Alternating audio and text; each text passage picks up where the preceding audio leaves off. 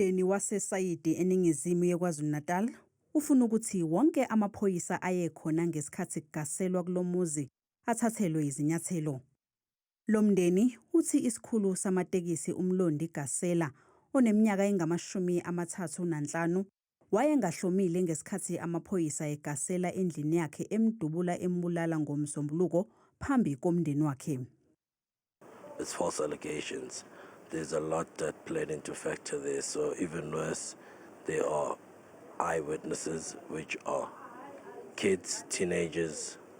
So the father was shot in front of them. So it doesn't make sense. No one would ever fight or try to fight a mob of police in front of their kids.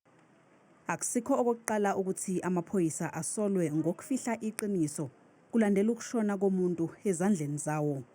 Umndeni uthi amaphoyisa ahlezi ezivikela ngokuthi abasolwa badubula kuqala.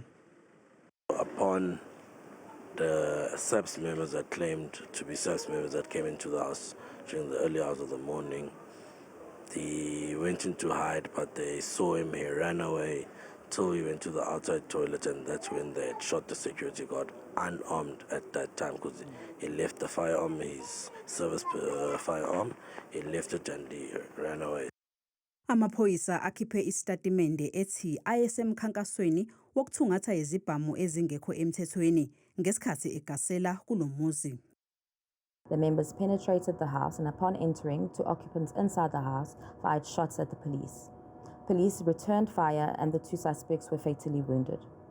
2 AK-47 assault rifles were recovered, as well as 3 pistols. Lolu daba selwedluliselwe ophikweni oluphenya izenzo zamaphoyisa iIPD ukuba iphenye.